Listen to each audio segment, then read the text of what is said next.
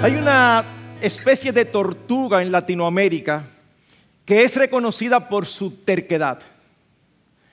Si ella decide que va a cruzar un espacio y hay allí una pared, ella empieza a empujar la pared. Y si alguien trata de ayudarla y la quita y la pone en un espacio por donde puede pasar, ella no cruza, sino que ella vuelve y se va a su pared a seguir empujando su pared. Esto es algo real que existe. Bueno, mis hermanos, yo creo que en muchas ocasiones todos nosotros podemos ser como la tortuga, teniendo una gran salida por donde, o una gran puerta por donde entrar, queremos seguir en nuestra terquedad. Es precisamente de esto que queremos hablar en esta mañana. Cuando nosotros nos acercamos al libro del profeta Jeremías, nos impresionó cómo en los primeros 23 versículos 8 veces aparece la misma frase, según es traducida en la versión de las Américas. Cuando Sigfrido leyó, se proyectó Reina Valera, por eso no apareció la frase.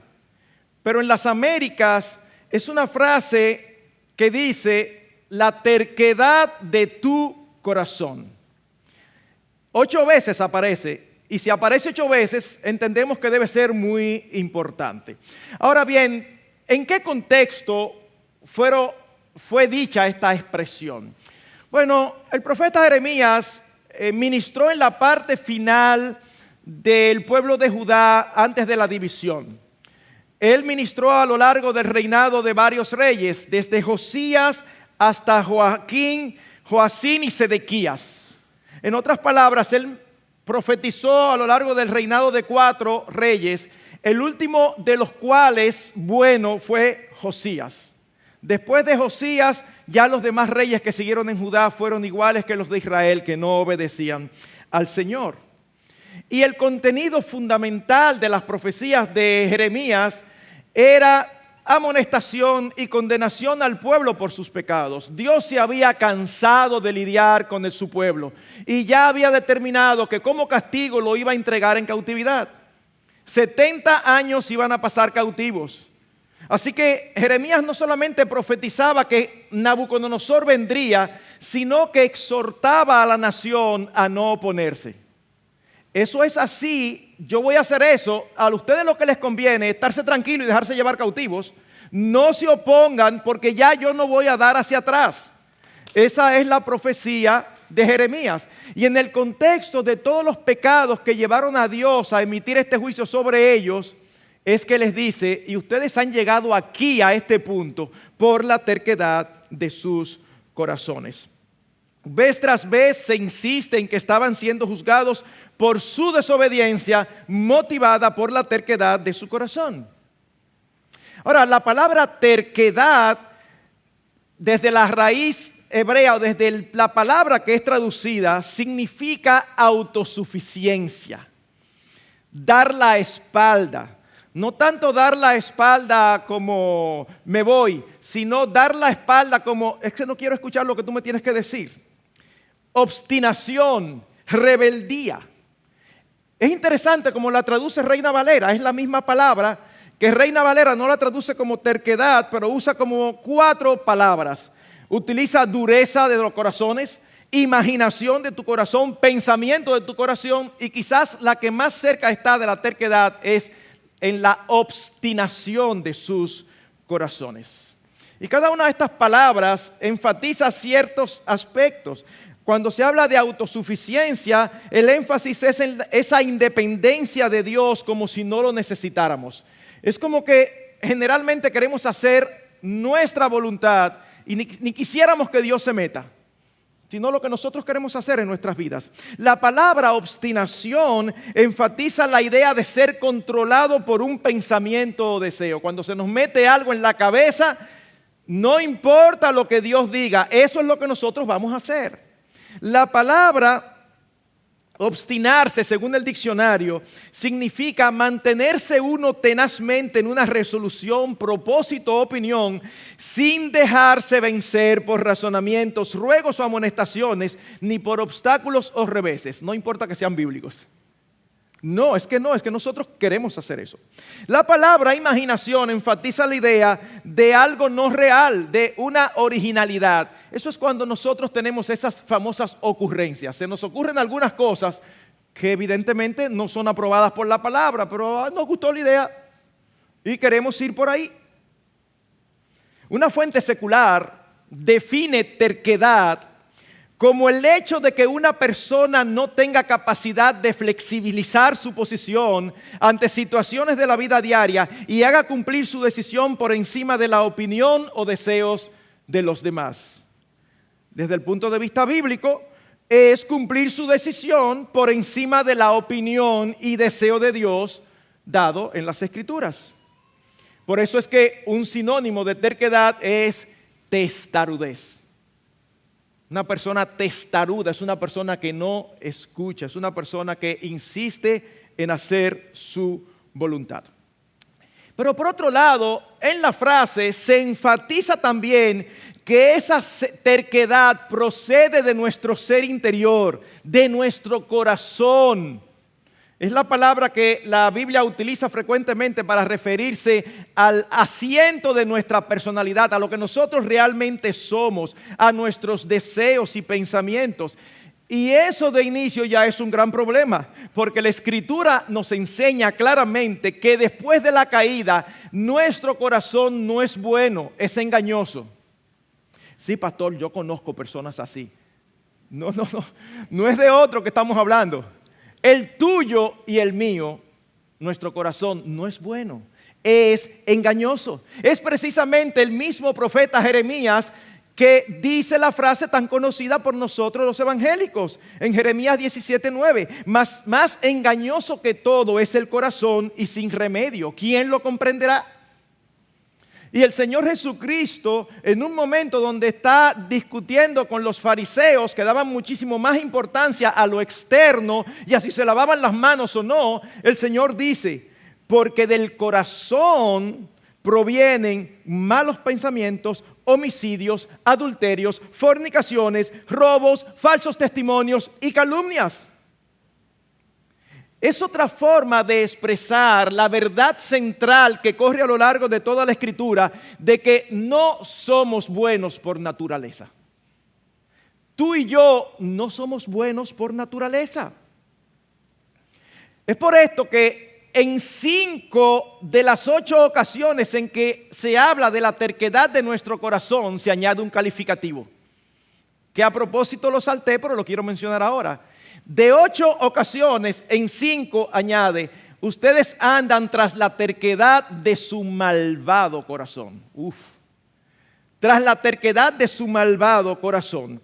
Y al menos en otro versículo, aunque no se dice malvado corazón, pero en el mismo versículo empieza diciendo, este pueblo malvado sigue tras la terquedad de su corazón. Así que debe ser evidente que seguir el corazón, es decir, seguir nuestros deseos, seguir las inclinaciones de nuestro ser interior, no es sabio, porque no es confiable ni es bueno. Sí, yo sé que está totalmente en contra de la cosmovisión actual. Sigue tu corazón. No hagas eso. Eso es terrible. Sigue tu cabeza informada por las Escrituras. Son 2 esquemas totalmente diferentes. Es por esto que el proverbista en Proverbios 28:26 nos dice, el que confía en su propio corazón es un necio. ¡Wow! ¡Qué declaración más fuerte! El que confía en su propio corazón es un necio. Ahora, a este punto es bueno aclarar algo. Este pecado del cual se habla se comete en el contexto de haber recibido revelación de Dios y rehusar seguirla. En otras palabras, no es un pecado que se refiere a desobediencia por ignorancia o por desconocimiento de la voluntad de Dios. No es el pecado cometido, por ejemplo, por una tribu salvaje caníbal, que ellos crecen entendiendo que comerse al otro, eso es parte de, ¿verdad?, de su razón. Pero nadie le ha dicho que eso es malo. Su conciencia. No, no nos referimos a los pecados cometidos por desconocimiento, aunque se puede y se peca por desconocimiento. No, la terquedad de corazón es pecaminosa porque insiste en seguir sus deseos en lugar de seguir la voluntad de Dios revelada en su palabra o aún revelada en su creación. Tristemente, desde la caída, ese ha sido el comportamiento del ser humano hasta nuestros días. Pensemos en Caín. Caín quiso adorar a Dios a su manera. Cuando Dios no recibe su ofrenda, él se enoja. ¿Y qué hace Dios? Lo que hace con frecuencia, dar oportunidad. Entonces el Señor dijo a Caín: ¿por qué estás enojado y por qué se ha demudado tu semblante? Si haces bien, no serás aceptado. En otras palabras, Caín tenía la información, que nosotros no la registramos en ningún momento, pero es evidente que Caín tenía la información de cómo debía ser la adoración a Dios. No, pero él quería hacerlo a su manera. Y Dios le dio la oportunidad. ¿Qué hizo? Teniendo la oportunidad, la terquedad de su corazón lo llevó a buscar otra solución. Se molestó contra su hermano y lo mató. Cuando seguimos avanzando, llegamos al diluvio. Nos encontramos allí en la llanura de Sinar a un grupo de hombres que decide hacer una torre que llega hasta el cielo. Y oigan lo que dice Génesis 11:4. Y hagámonos un nombre famoso para que no seamos dispersados sobre la faz de la tierra. ¿Pensamos nosotros que ellos no conocían el propósito de Dios cuando creó al hombre? ¿Cuál fue la instrucción específica de Dios? Llenen la tierra y espárzanse sobre ella. Pero ellos están planificando aquí la forma para no hacer lo que Dios claramente había ordenado. Oigan la visión de Dios al respecto. En Génesis 11:6 dice: he aquí el pueblo es uno y todos estos tienen un solo lenguaje y han comenzado la obra y nada les hará desistir ahora de lo que han pensado hacer. El Señor, que conoce los corazones, dice: no, yo no me lo voy a aparecer ni le voy a decir nada. Es que, óyeme, no hay nada que los haga a ellos desistir de lo que ya a ellos se les metió en su cabeza. Así que Dios los resuelve y le confunde el lenguaje. De un momento a otro estaban hablando inglés, francés, chino, quién sabe cuánto. No había forma de entenderse. ¿Cómo construye uno si no se entiende? No había traductor.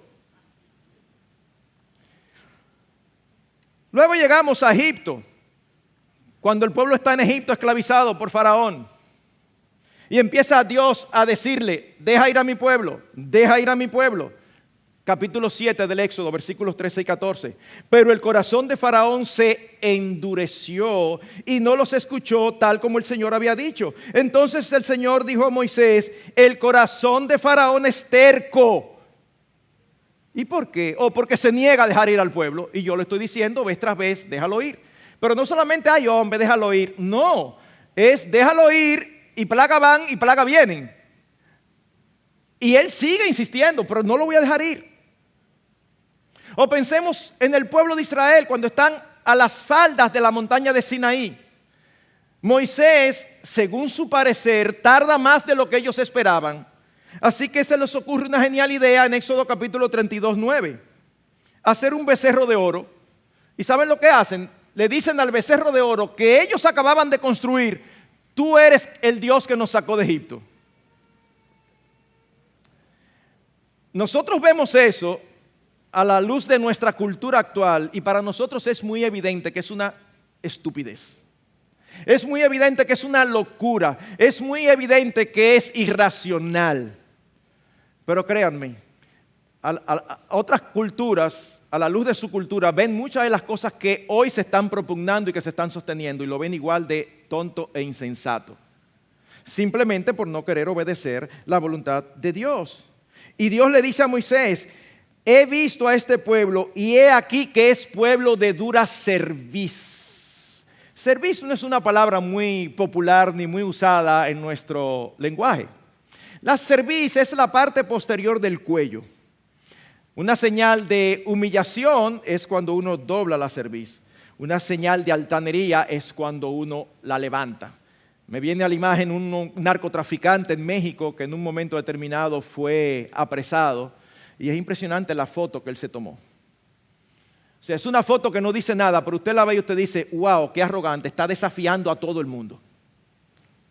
Y la imagen es como la de un animal, un caballo, por ejemplo, que usted lo quiere controlar y cuando usted le dice que vaya a un lado u otro, en lugar de él obedecer, lo que hace es que levanta la cerviz.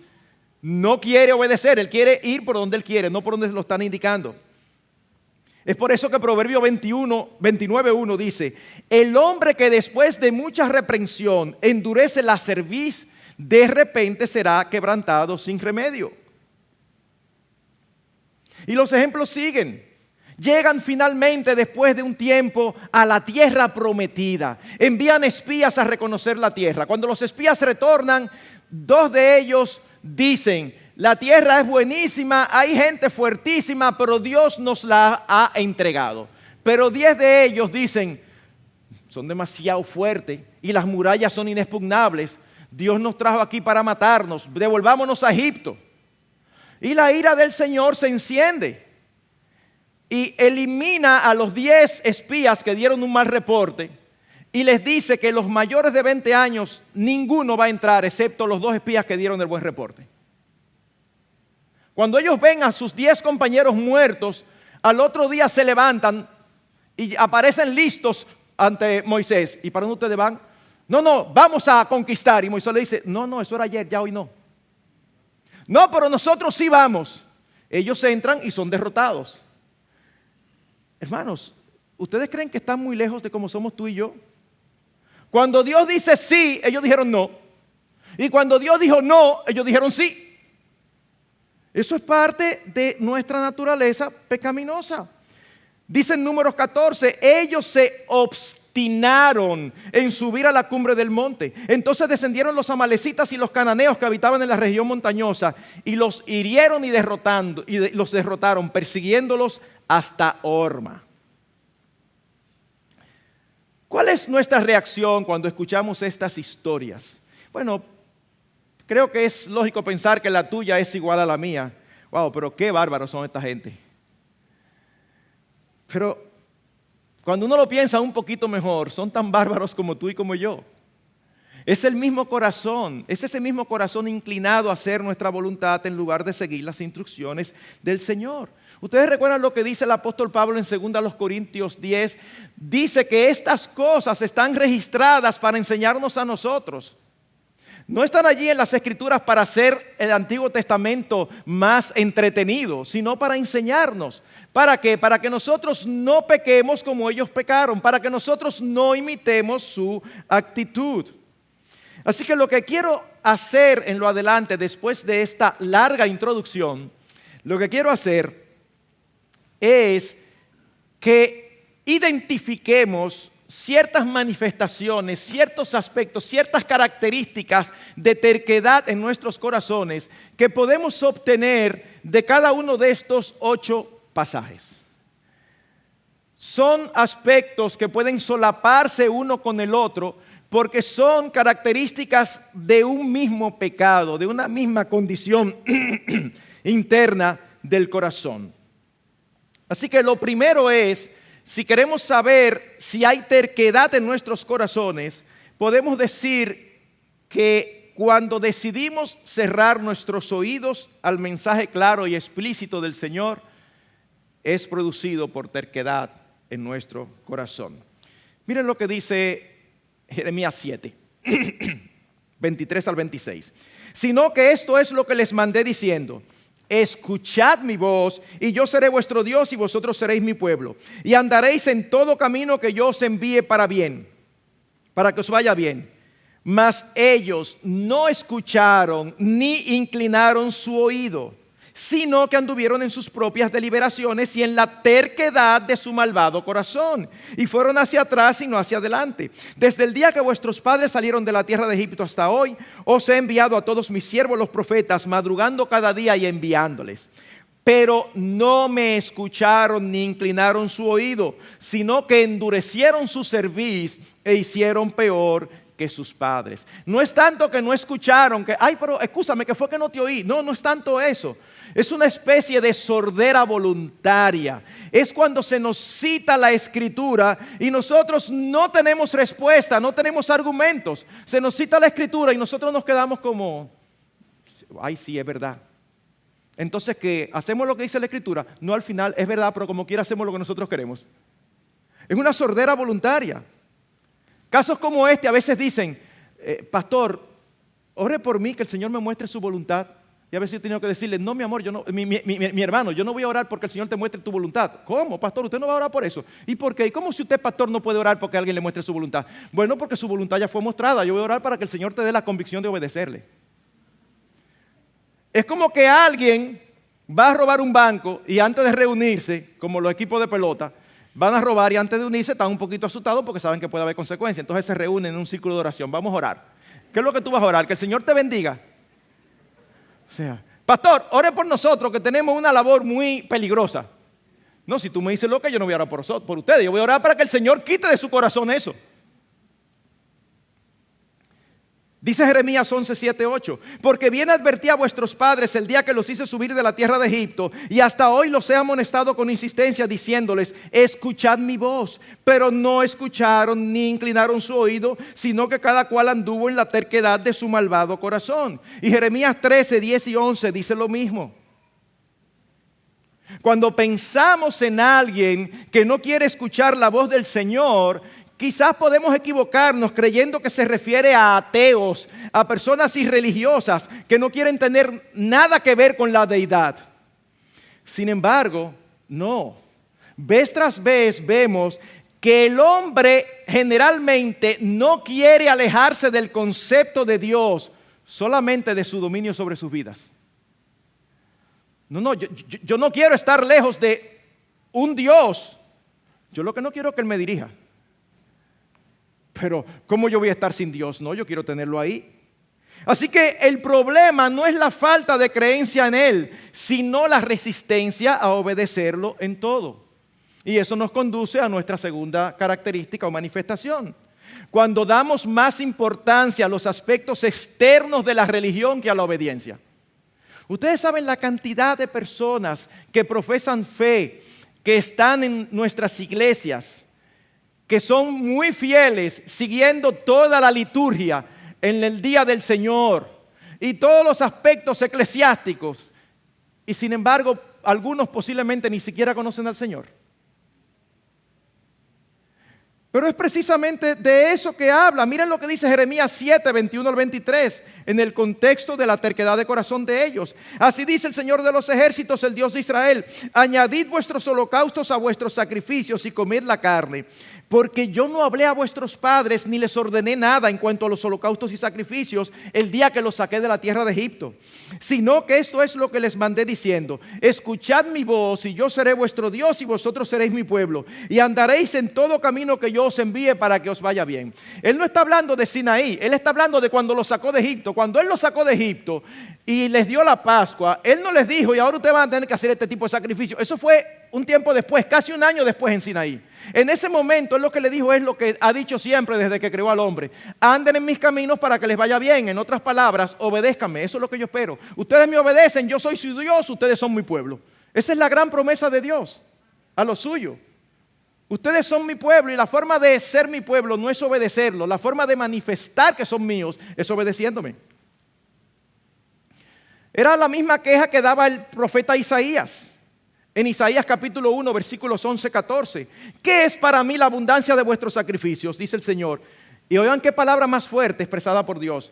Harto estoy de holocaustos de carneros y de cebo de ganado cebado, y la sangre de novillos, corderos y machos cabríos no me complace. Cuando venís a presentaros delante de mí, ¿quién demanda esto de vosotros? De que pisoteéis mis atrios. No me traigáis más vanas ofrendas. El incienso me es abominación. Luna nueva, día de reposo, convocar asambleas. No tolero iniquidad y asamblea solemne. Vuestras lunas nuevas y vuestras fiestas señaladas las aborrece mi alma. Se han vuelto una carga para mí. Estoy cansado de soportarlas. Señor, ¿y tú no fuiste que le ordenaste todas esas cosas?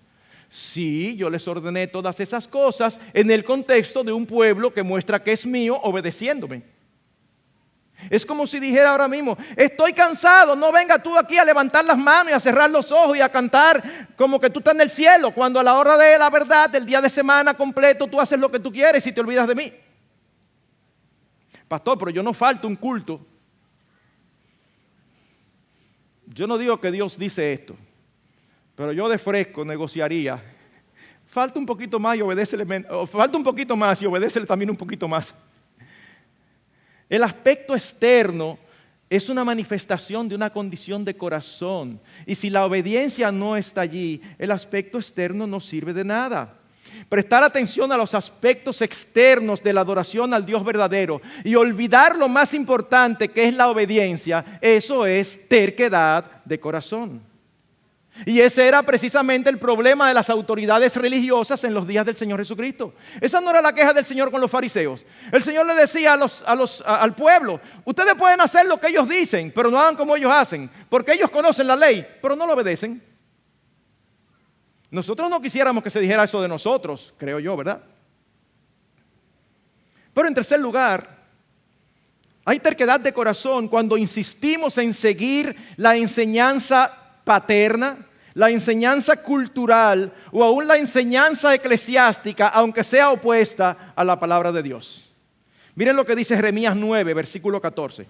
Respondió el Señor, porque han abandonado mi ley que puse delante de ellos, y no han obedecido mi voz, ni han andado conforme a ella, sino que han andado tras la terquedad de sus corazones y tras los Baales, tal como sus padres les enseñaron. Es impresionante, y uno como pastor lo ve vez tras vez, cómo la crianza, las experiencias mientras se crecía, la cultura secular y aún la cultura eclesiástica nos marcan de una manera tan fuerte. ¿Cuántos aquí no tienen años que conocieron al Señor y se convirtieron? Y usted les predica a sus familiares y de tanto predicar le llega un momento donde sus familiares dicen, no, yo sé que tú tienes razón, lo que pasa es que yo no quiero cambiar de religión porque yo nací en el catolicismo. Esto no tiene que ver con catolicismo, ni con evangelicalismo, ni con bautista. Esto no tiene que ver con eso. Tiene que ver con tu relación con Dios y la salvación que solamente Cristo ofrece. Y hacer su voluntad que está expresada en su palabra. O a veces uno lidia con personas, wow, qué fuerte es su propia personalidad o su propia crianza, lo que vieron. Qué difícil es para algunos vivir una vida matrimonial adecuada porque cumplen los patrones que vieron en sus hogares. No saben lo que es someterse a su esposo. No saben lo que es tratar a una mujer como una princesa porque no vieron eso en su casa. Pero la palabra de Dios nos lo enseña. Y Dios no solamente nos ha liberado de la condenación de nuestros pecados y de la esclavitud a ellos, sino que también nos ha liberado de la esclavitud a nuestra propia personalidad. Y sí, yo sé que he dicho eso varias veces, pero mientras lo siga viendo, tengo que seguirlo diciendo. Pastor, es que yo soy así. Es que no importa cómo tú y yo somos. La palabra de Dios es precisamente para transformarnos. Y si hemos nacido de nuevo, se nos ha dado una nueva naturaleza que es capaz de obedecerle. O la cultura secular. ¿Con cuánta frecuencia tengo que decirle a matrimonios, óyeme, ustedes son un matrimonio más latino que cristiano? ¿Por qué? Porque el hombre es machista, aún teniendo las escrituras, y la mujer, no, la mujer es una feminista. Y no estoy hablando de inconversos, estoy hablando de matrimonios de nuestra iglesia y de otra iglesia. Tienen la palabra, tenemos la palabra, pero al final se hace lo que la cultura dice. O aún la propia cultura eclesiástica. ¡Wow! A veces nos amarramos tanto a los aspectos particulares y secundarios de nuestra propia denominación o grupo que llegamos a ser sectarios sin darnos cuenta. Y vemos en las Escrituras que no tiene por qué ser así, pero así fue que yo lo aprendí desde que yo me convertí. Bueno, siempre hay una oportunidad para cambiar las cosas y acercarnos cada vez más al modelo de Dios dado en las Escrituras. Por otro lado, a veces la terquedad de corazón incluye el autoengaño. Nos engañamos a nosotros mismos. Yo estoy seguro, sin preguntarles, que todos ustedes conocen personas que tienden a decir mentira. Pero no solo eso, sino que llega un momento donde ellos terminan creyéndosela, porque se la dicen tanto que al final ellos creen que es verdad, que es así. Y tú dices, no, yo no lo puedo creer. Sí, ya ellos se convencieron. Jeremías 16, versículos 10 y 12.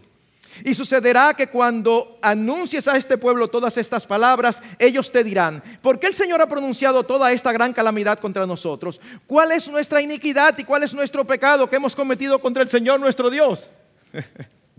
Entonces les dirás, es porque vuestros padres me abandonaron, declara el Señor, y siguieron a otros dioses y los sirvieron y se postraron ante ellos, pero a mí me abandonaron y no guardaron mi ley. Y vosotros habéis hecho peor que vuestros padres, porque aquí cada uno de vosotros anda tras la terquedad de su malvado corazón sin escucharme.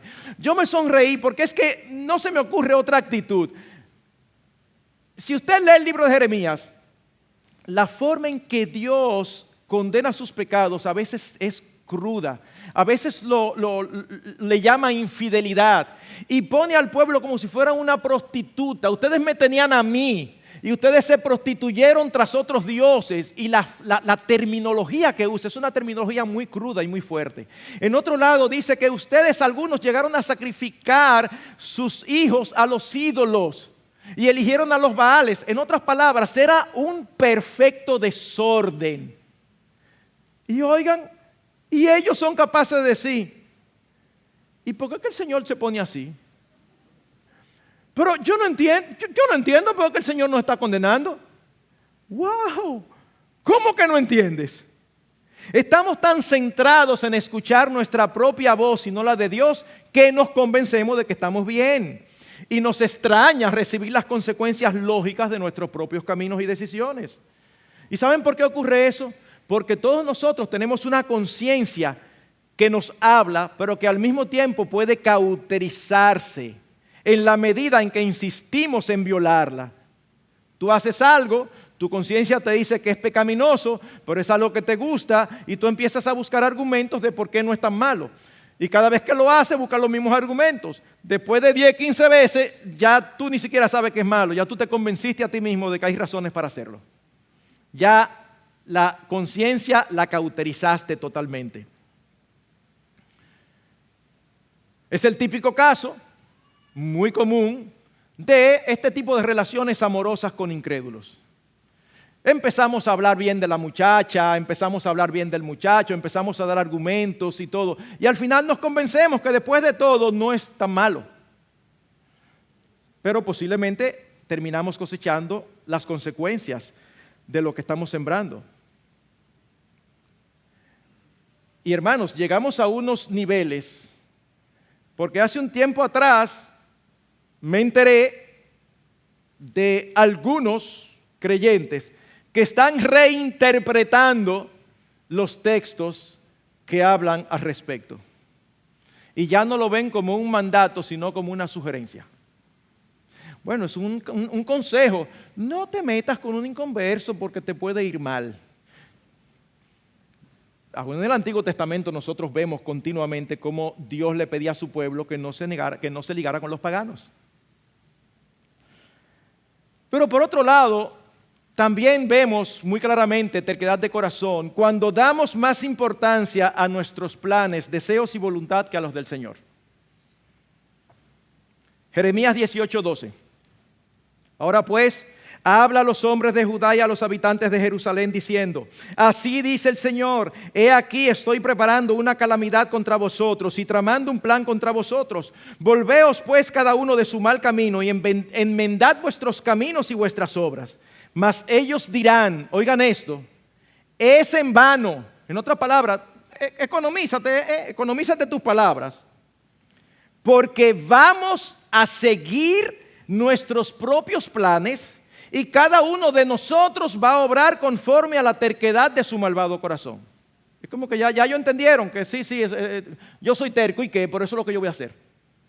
Wow, eso es como el límite. Dios nos dice cómo debemos conducirnos, pero no queremos que Él interfiera con nuestras ideas y planes. Recuerdo hace unos años atrás una persona que trabajaba en nuestro hogar. Ella era de una iglesia X. Y en un momento determinado, ella dejó el trabajo porque sorprendentemente, consiguió visa a los Estados Unidos.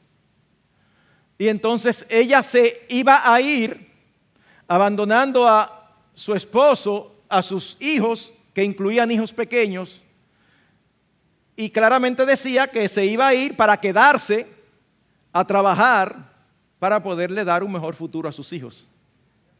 Qué latino, ¿eh?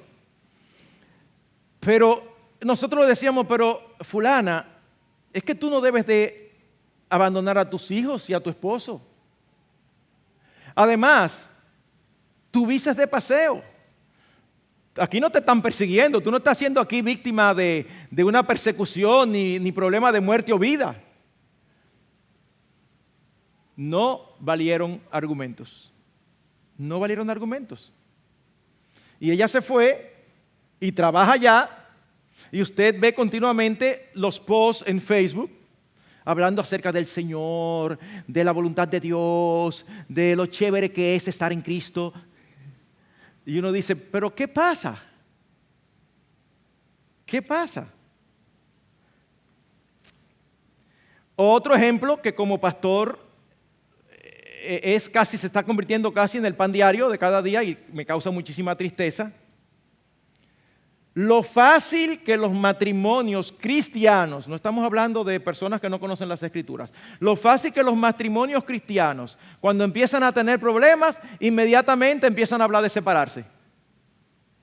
Pero ha habido infidelidad. No, ese no es el problema.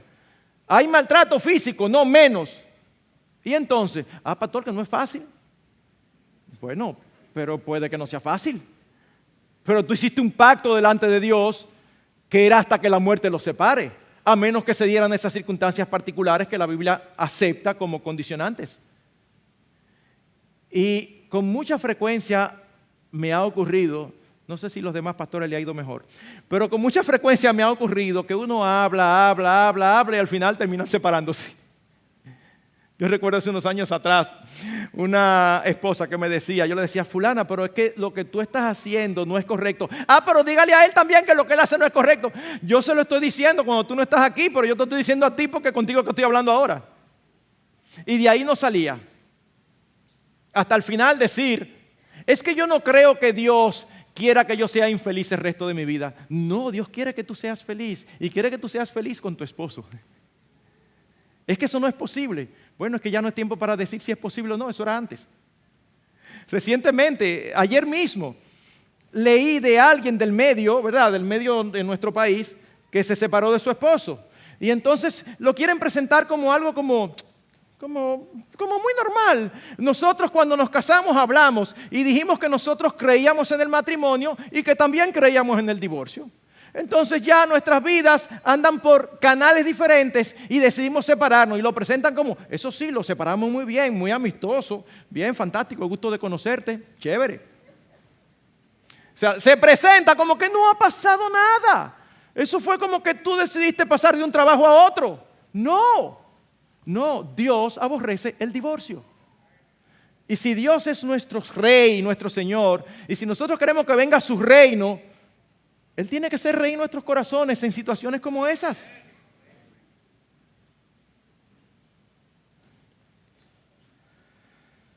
Nos olvidamos lo que dice el texto, que nosotros somos el barro, no el alfarero. ¿Y por qué está mal divorciarse si no nos llevamos bien?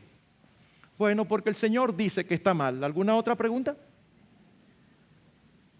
Porque Él es el alfarero y nosotros somos el barro. ¿Y por qué tú me hiciste a mí una vacinilla y no me hiciste un adorno de mesita de noche? Bueno, porque el alfarero hace del barro adornos y vacinillas.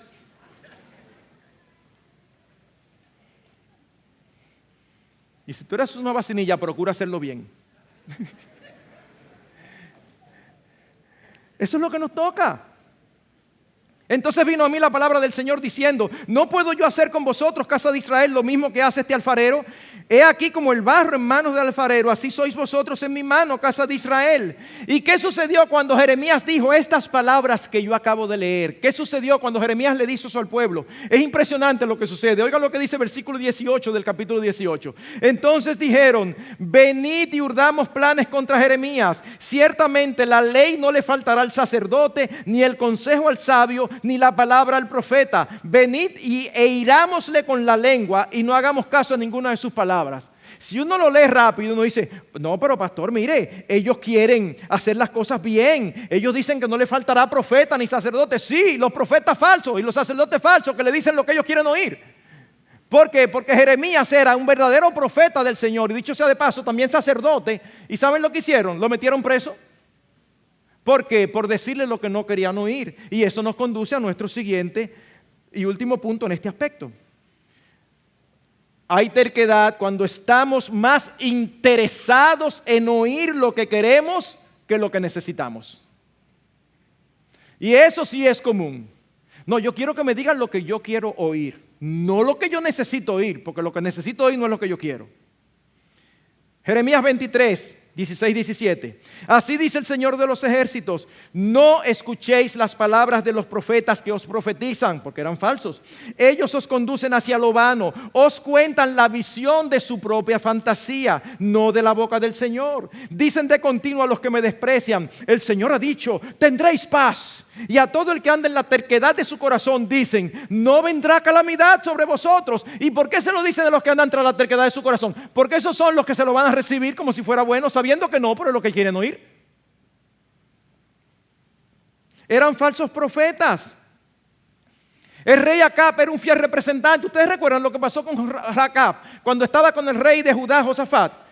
Ahí estaban todos los profetas: sube a pelear contra Siria y vencerás. Y un profeta se hizo unos cuernos: con estos cuernos vas a acornear a tu enemigo. Y Josafat se da cuenta: estos son falsos. Y Josafat le dice: ¿y tú no tienes algún profeta de verdad aquí? Yo tengo uno, ese está preso. ¿Y por qué? No, que no me gusta, porque siempre me profetiza mal. ¿Pero qué tú quieres? ¿Saber lo que el Señor dice o escuchar lo que tú quieres? No, me profetiza mal. Cuando llaman a Micaías, Micaías le dice: es el tipo de cosa que no se nota en las escrituras, pero que uno se lo puede imaginar. El tono, ¿verdad? El tono no se nota. Y Micaías llega y le dice: sube que vas a ganar, sí. Va a ganar, ve. ¿Por qué? Porque él se da cuenta y le dice: mira, yo te he dicho que me digas la verdad. ¿Ah, tú quieres la verdad? Sí. Sube y te van a matar. ¿Tú ves Josafat que siempre me profetiza mal? Ok, ¿y qué ocurrió? Subió y lo mataron. Necesitamos oír lo que Dios tiene que decirnos, aunque no nos guste. En Jeremías 42 y 43 ocurre un ejemplo similar. Ya Sedequías, el último rey, había sido llevado cautivo por Nabucodonosor y pone a Gedalías como gobernador. Y un grupo mata a Gedalías y después que lo mata se aprietan. Ay, pero Nabucodonosor va a venir y nos va a barrer. Entonces suben a donde Jeremías. Jeremías, nosotros queremos palabra del Señor. ¿Qué debemos hacer? ¿Nos vamos a Egipto o nos quedamos? Lo grande es que ellos le preguntaron eso ya habiendo avanzado hacia Egipto. Ya ellos empezaron a caminar. Y entonces cuando Jeremías le dice: le voy a dar respuesta, denme 10 días. A los 10 días Jeremías viene y dice: respuesta del Señor, no se vayan, quédense aquí que no les va a pasar nada.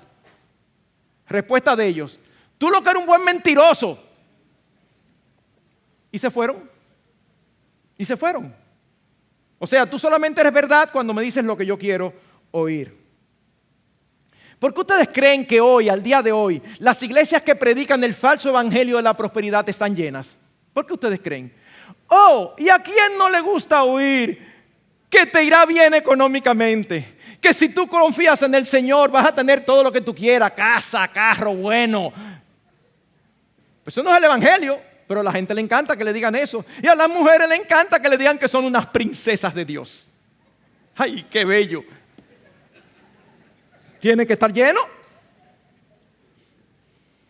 Pero hermanos, nosotros a veces actuamos igual. Ustedes saben, a veces eso incluye, esa terquedad en nuestros corazones, incluye alejarnos de aquellos que sabemos que van a decirnos lo que no queremos oír. aunque sean palabras de sabiduría. Y yo creo que de algún modo, posiblemente todos nosotros en algún momento hemos hecho eso. Tú tienes en tu cabeza un curso de acción, es lo que tú quieres. Y tú sabes que hay algún hermano o hermana sabio que te conoce y te está diciendo, no te metas por ahí que no te conviene. Te lo dijo una vez, ya tú no quieres volver a hablar más con ese hermano, con esa hermana. Y tú vienes entrando a la iglesia y lo ves por esa puerta y tú siempre entras por ahí y lo ves por esa puerta y entra por aquí. No quieres, porque no quieres que te digan lo que no quieres oír. No importa si lo que te están diciendo es correcto. No, tú no quieres. Muchas veces necesitamos ayuda para tomar decisiones delicadas, para resolver situaciones particulares, pero lo que realmente estamos buscando no es ayuda, sino apoyo. Empezamos a buscar el consejo de aquellos que nosotros sabemos de antemano que nos van a decir lo mismo que nosotros queremos oír. Por eso es que muchas veces buscamos el consejo de lo que cojean del mismo pie que nosotros. Es aquí que sale el significado de terquedad como autosuficiencia. ¿Qué dice el Señor en Proverbios 3? Confía en el Señor con todo tu corazón. No te apoyes en tu propio entendimiento. No seas sabio a tus propios ojos. Isaías 5:21. Ay de los sabios a sus propios ojos e inteligentes ante sí mismos. Ay, qué pena. Hermanos, de verdad, mientras más lo pienso, menos argumento encuentro. No encuentro una sola razón piadosa o una forma de justificar a alguien que en una situación delicada, sea esta personal, matrimonial, familiar o eclesiástica, se niega a buscar ayuda y consejo de otros. De verdad. Un matrimonio con problemas, se niegan a buscar consejo. Yo estoy por tomar una decisión. No quiero buscar consejo, eso es lo que yo voy a hacer. Una situación eclesiástica. No quiero que nadie se meta, vamos a resolver a nosotros. De verdad, no encuentro forma de justificarlo. La raíz siempre es mala, quizás no sea terquedad, pero entonces es orgullo. No encuentro forma. El contexto de los pasajes en Jeremías, después de mostrar estas características, nos provee al menos dos verdades más con respecto a esta condición del corazón. Una verdad muy lógica y otra muy alentadora. Y eso nos conduce a nuestro segundo gran encabezado. La verdad lógica es que la terquedad de corazón trae como consecuencia el juicio en nuestras vidas. Jeremías 7, 33 y 34. Y los cadáveres de este pueblo servirán de comida para las aves del cielo y para las bestias de la tierra sin que nadie las espante. Entonces haré cesar de las ciudades de Judá y de las calles de Jerusalén la voz de gozo y la voz de alegría, la voz del novio, la voz de la novia, porque la tierra quedará desolada. Y lo mismo en Jeremías 9, lo mismo en Jeremías 11, lo mismo en Jeremías 13. Por razones del tiempo no los voy a leer, pero créanme, cada contexto donde aparece la frase que sigue en la terquedad de su corazón es un contexto de juicio. Y es que nuestras acciones y decisiones tienen consecuencias. Hermanos, es una insensatez creer que haciendo las cosas a nuestra manera y no a las de Dios nos puede ir bien. Miren, eso no es una declaración de una profunda sabiduría, es una declaración elemental, pero permítanme repetirlo. Es una insensatez pensar que nos va a ir mejor haciendo nuestra voluntad en lugar de la voluntad de Dios. De verdad, es totalmente insensato. Dice el Salmo 81, 11, 12. Pero mi pueblo no escuchó mi voz. Israel no me obedeció. Y por eso los entregué a la dureza de su corazón, para que anduvieran en sus propias intrigas. Wow, no solamente el juicio expresado en que iban a ser cautivos, iban a ser estrellados sus hijos, iban a ser muertos. No. Expresa aquí también una especie de castigo que a veces ni nos percatamos que es un castigo. Ellos tienen un corazón duro. Yo los voy a entregar a sus propios deseos. ¿Por qué? Porque saben que haciendo la voluntad nuestra y la de Dios, generalmente no logramos lo que queremos. Pero en otras ocasiones sí lo logramos y es peor todavía. Por eso es que dice un autor, en todo lo que el hombre hace sin Dios, fracasará miserablemente o triunfará más miserablemente aún. Sí, te fue bien, pero esa fue tu perdición. Fue peor. Este juicio puede manifestarse de muchas maneras. Eso no es lo que dice Romanos 1. En Romanos 1 los hombres tienen la revelación de Dios y ellos deciden adorar a la criatura antes que al Creador. Romanos 1, la creación no dice al hombre cómo ser salvo, pero dice que hay un Dios. Entonces busca adorar a Dios. No, yo prefiero adorar a las criaturas.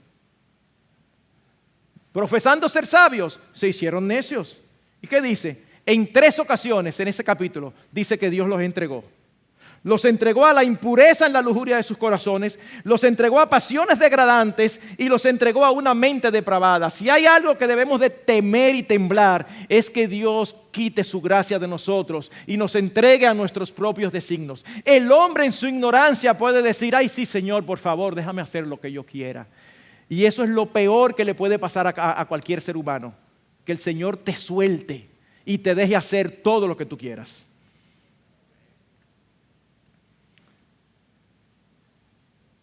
Ahora es interesante cómo en el capítulo 16 dice, por tanto yo os arrojaré de esta tierra, una tierra que no habéis conocido, ni vuestros padres, y allí serviréis a otros dioses día y noche, pues no os mostraré clemencia.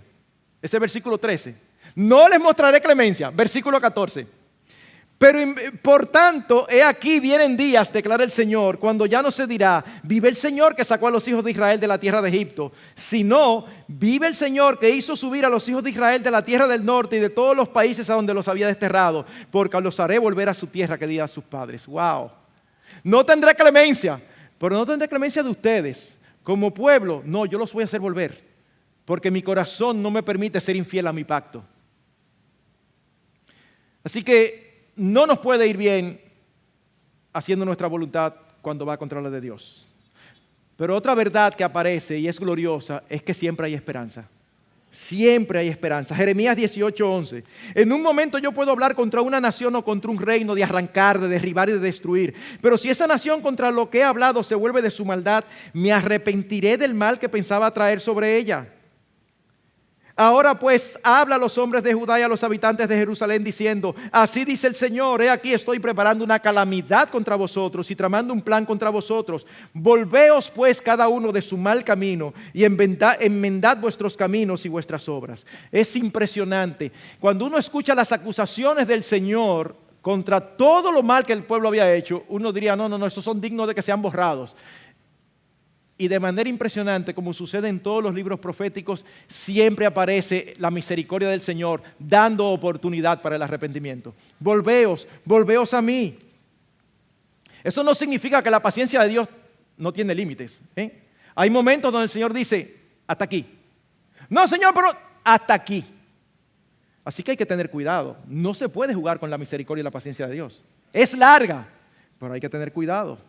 Sucedió con los judíos que entraron a la tierra, los espías. Esos 10 espías no tuvieron oportunidad. Ni tampoco tuvo oportunidad la generación, aunque el otro día ya quiso disque creer y entrar. No, ya esos 40 años no se los despinta a nadie. Ya, en ese sentido. Pero sigue siendo sumamente misericordioso, porque Dios es el Dios de toda esperanza. De hecho, la primera vez que se menciona la frase terquedad de corazón en el libro de Jeremías es en un contexto de esperanza. Y a propósito, yo no lo había mencionado todavía. Pero la primera vez es en un contexto de esperanza. Dice, en aquel tiempo llamarán a Jerusalén trono del Señor y todas las naciones acudirán a ella, a Jerusalén, a causa del nombre del Señor, y no andarán más tras la terquedad de su malvado corazón. Está mirando al tiempo postrero, aquel día cuando se cumpla la redención de nuestras almas, aquel día cuando nunca más tú y yo tendremos lucha contra el pecado. Yo no sé tú, pero a mí me emociona pensar en eso. Cuando yo pueda vivir sin darme cuenta a cada rato, cada día, a cada momento, lo terrible que soy. Y las cosas que me pasan por la cabeza.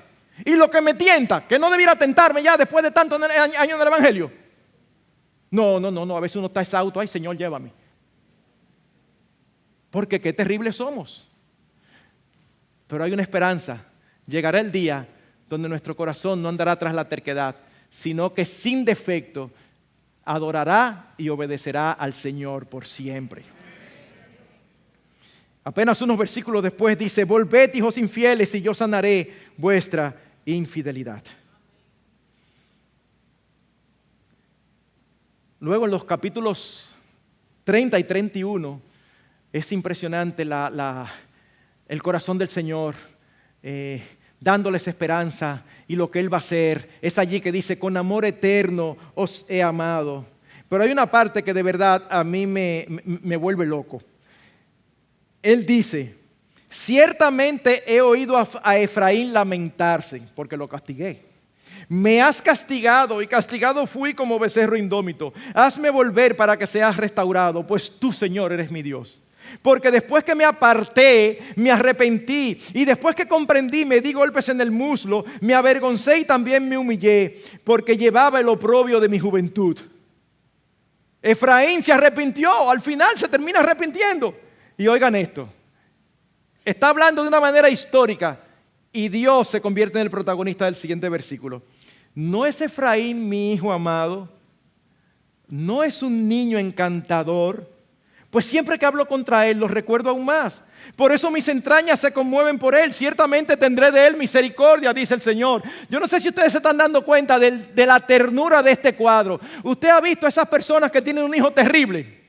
Y cuando hablan del hijo, ay, él es tan bueno y tan tierno. Y la gente se queda, ¿quién fue? Pues tú no lo conoces. Y después de todas las barbaridades que Israel ha hecho, Dios dice, como que le sale de adentro, es un niño encantador. Un niño encantador. Sí, así es que Dios lo ve, porque se arrepintió y Dios lo perdonó. Eso es lo que pasa contigo y conmigo. Tenemos esperanza, mis hermanos. No tenemos razones para andar tras la terquedad de nuestros corazones. Permítanme cerrar. Conclusión, hermanos, nuestros corazones no son confiables para dirigir nuestras vidas. No hagas caso de la propaganda y de las que dicen los psicólogos y los expertos. Sigue lo que dice tu corazón. Busca las respuestas en tu interior. No la busque ahí, que ahí no hay buenas respuestas. Búscalas fuera de ti, búscalas en la palabra de Dios, que esas sí son buenas. Y esas sí te dicen lo que tú tienes que hacer y lo que yo tengo que hacer. El camino más seguro para todo ser humano es el camino de la obediencia. Lo que nos falta no es información, sino disposición de crecer, de creer, de obedecer al Señor. Nuestro anhelo más profundo debe ser conocer al Señor y su voluntad para vivir bajo sus principios, bajo sus valores y deseos y no bajo los nuestros. Es impresionante como en el capítulo 31 de Jeremías, en ese contexto de esperanza, es que se cita el versículo: Raquel que llora a sus hijos y no quiso ser consolada. Y tú dices, ¿y qué hace eso ahí? Es impresionante porque en Mateo se nos dice que esa profecía tenía que ver con la matanza que hizo Herodes cuando Cristo nació. Bueno, el énfasis no son los niños ni Raquel que llora. El énfasis es que ahí está empezando nuestra redención final. Cuando Cristo vino al mundo, se encarnó para morir por nuestros pecados y darnos una salvación. Salvación de la condenación y salvación de la esclavitud a nuestros propios deseos. Seguro que aquí hay personas que nunca se han arrepentido de sus pecados y han entregado sus vidas al Señor. Eso significa que ustedes están atrapados por la terquedad de sus corazones. Si es la primera vez que tú escuchas el Evangelio, no importa, se te acaba de enseñar que hay una puerta ancha por donde entrar. Es estrecha, pero la gracia de Dios la hace ancha. Y algunos que no conocen al Señor tienen meses y años sentados aquí escuchando la palabra de Dios. Abandona la terquedad de tu corazón y entrega tu vida al Señor. Arrepiéntete de tus pecados, porque Él siempre es perdonador. Cristo dice, el que a mí viene, yo no lo echo fuera. No hay nadie que haya sido echado fuera. No sigas empujando la pared. No sigas empujando la pared. Hay una entrada y es Cristo. Quiera Dios